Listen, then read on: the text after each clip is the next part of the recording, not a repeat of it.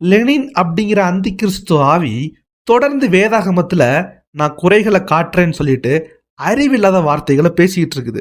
வாங்க அந்த அறிவீனமான குற்றச்சாட்டுகளை பார்க்கலாம். ஏன்னா அவர் வருவார்னு பைபிளில் சொல்லப்பட்டிருக்கிற அந்த தீர்க்க தரிசனம் இருக்கு இல்லையா, அது இந்த காலகட்டத்தில் இயேசு கிறிஸ்து வருவார் அப்படிங்கிற தீர்க்க தரிசனம் கிடையாது. அவர் திரும்ப வருவார்னு பைபிள் சொல்றது 1ஆம் நூற்றாண்டிலே. முதல் குற்றச்சாட்டு என்னன்னா, இயேசு திரும்ப வருவார் என்பது இப்போ கிடையாதா, இப்போ உள்ள காலத்து மக்களுக்கு அது சொல்லப்படலையா, அது 1வது நூற்றாண்டுல அந்த காலத்து மக்களுக்கு தான் சொன்னாரு அப்படின்னு சொல்றாரு. அதற்கு 2 வசனங்களையும் காட்டுறாரு. முதல் வசனம் மார்க் 13:30, இவைகள் எல்லாம் சம்பவிக்கும் முன்னே இந்த சந்ததி ஒளிந்து போகாது என்று மெய்யாகவே உங்களுக்கு சொல்லுகிறேன் என்று இயேசு அதுல சொல்லியிருக்கிறாரு. கடைசி காலத்தில் உலகத்தின் முடிவில் நடக்க போகிற காரியங்கள் எல்லாமே நடக்கிறதுக்கு முன்னால், அவருடைய வருகைக்கு முன்னால் அன்னைக்கு வாழ்ந்துக்கிட்டு இருந்த மக்கள் எல்லாம் இறந்து போக மாட்டாங்கன்னு சொல்கிறார். அந்த சந்ததி ஒழிந்து போகாது.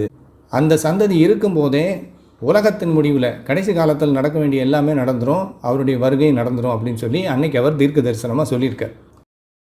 ஆனா இவருக்கு இந்த வசனத்தை விளங்கி கொள்ள முடியல. 20 வருஷம் ஊழியம் பார்த்தேன்னு சொல்றாரு. ஆனா வேதாகமத்தை எப்படி புரிந்து கொள்ளணும்னு கூட தெரியல. ஃபர்ஸ்ட் இப்படி பிரிச்சு ஒரு வசனத்தை படிக்க கூடாது, அதை ஒரு கான்டெக்ஸ்டா படிக்கணும். அதுக்கு முந்தின வசனம் என்ன சொல்லுது, அதுக்கு பிந்தின வசனம் என்ன சொல்லுதுங்கிறதையும் சேர்த்து தான் படிக்கணும். அது மட்டும் இல்லாம அந்த வசனம் தீர்க்க தரிசன வசனமா, இல்ல ஊமையாக சொல்லப்பட்ட வசனமா, இல்ல நேரடியாக சொல்லப்பட்ட வசனமா என்பதையும் நம்ம பார்த்துக்கொள்ளணும். இந்த மார்க் 13:30 வசனத்துல பயன்படுத்தப்பட்ட கிரேக்க வார்த்தை கனேயா. இதற்கு அர்த்தம் என்னவென்று சொன்னால், அந்த சமகாலத்தில் வாழ்ந்த மக்கள் அல்ல, அது ஒரு குறிப்பிட்ட சந்ததியினரை அல்லது ஒரு குறிப்பிட்ட குணம் படைத்த ஒரு சந்ததியினரை குறிக்குது. உதாரணத்துக்கு நம்ம ஒரு வசனம் பார்ப்போம். மத்தேயு 17:17 விசுவாசம் இல்லாத மாறுபாடு உள்ள சந்ததியே அப்படின்னு சொல்றாரு. இப்போ விசுவாசம் இல்லாத மாறுபாடு உள்ள இந்த காலத்துல வாழ்ற குணம் படைத்த மக்களையும் ஆண்டவர் சேர்த்துதான் சொல்றாரு. சந்ததி அப்படிங்கிறது ஜெனரேஷன் அப்படின்னு தான் இங்கிலீஷ்ல கூட இருக்குது. ஆனா இத சமகாலத்துல வாழ்ந்த மக்கள் அப்படின்னு இவர் கம்பேர் பண்ணி பேசுறது ஒரு அறிவின்மையை தான் காட்டுது.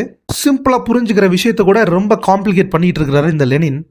இன்னொரு வசனம் சொல்றாரு, மத்தேயு 16:28, இங்கே நிற்கிறவர்களில் சிலர் மனுஷகுமாரன் தம்முடைய ராஜ்யத்தில் வருவதை காணும் முன் மரணத்தை ருசி பார்ப்பதில்லை என்று மெய்யாகவே உங்களுக்கு சொல்லுகிறேன் என்று வசனம் இருக்குது. பேச்சை கேட்டுக்கிட்டு இருக்கிறாங்கல்ல, அவங்களில் சில பேர் இறந்து போகிறதுக்கு முன்னால் அவர் திரும்பவும் வந்துடுவேங்கிறார். இந்த வசனம் அப்படி சொல்லுது. ஆனால் அந்த காலகட்டத்தில் அவர் வரலை. அவங்கெல்லாம் உயிரோடு இருக்கிற அந்த காலகட்டத்திலே அந்த சந்ததி இருக்கும்போதே இயேசு கிறிஸ்து திரும்ப வரலை. ஆண்டவர் இந்த இடத்துல ஸ்பெசிஃபிக்கா சொல்லியிருக்காரு, நிற்கிறவர்களில் சிலர் அப்படின்னு ஸ்பெசிஃபிக்கா மென்ஷன் பண்ணிட்டாரு.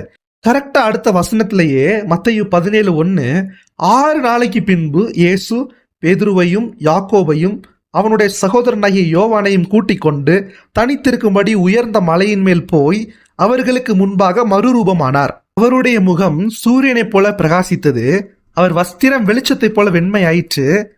ஆண்டவர் அவர் மகிமேல் வரும் தரிசனத்தை அவர்களுக்கு காட்டுறாரு. 9வது வசனத்துல இந்த தரிசனத்தை ஒருவருக்கும் சொல்ல வேண்டாம் அப்படின்னு அந்த தரிசன காட்சி ஆண்டவர் காட்டிட்டாரு. அதை பேதுருவும் அதை உறுதிப்படுத்திட்டாரு. இதன் மூலமாக இயேசு கிறிஸ்து மத்தேயு 16:28 சொன்ன அந்த தீர்க்க தரிசனத்தை 6 நாளைக்கு பின்பே நிறைவேற்றி விட்டார். அதை சாட்சி பகிர்ந்தார்கள். பேதுரு அதை சாட்சி பகிர்ந்திருக்கிறார். அதை நாம் பார்க்கும் பொழுது 2 பேதுரு 1:16, நாங்கள் தந்திரமான கட்டுக்கதைகளை பின்பற்றினவர்களாக அல்ல, அவருடைய மகத்துவத்தை கண்ணார கண்டவர்களாகவே நம்முடைய கர்த்தராகிய இயேசு கிறிஸ்துவின் வல்லமையும் வருகையையும் உங்களுக்கு அறிவித்தோம். ரொம்ப ரொம்ப தெளிவான புரிந்து கொள்ள வேண்டிய வசனத்தை திரித்து பேசி மக்களை முட்டாளாக்குகிறார். எனவே மக்கள் இதை புரிந்து கொண்டு கிறிஸ்தவ பிள்ளைகள் தங்களது விசுவாசத்திலே இடரல் அடைய வேண்டாம். லெனின் அவருக்கு ஒன்று சொல்றேன், நெக்ஸ்ட் டைம் நல்லா பைபிளை படிச்சுட்டு வந்து வீடியோ போடுனா ரொம்ப ரொம்ப ஈஸியாக இருக்குது. இந்த ஆர்கியூமெண்ட்ஸ் எல்லாம் நல்லா படிச்சுட்டு வந்து வீடியோ போடணும் நீனு.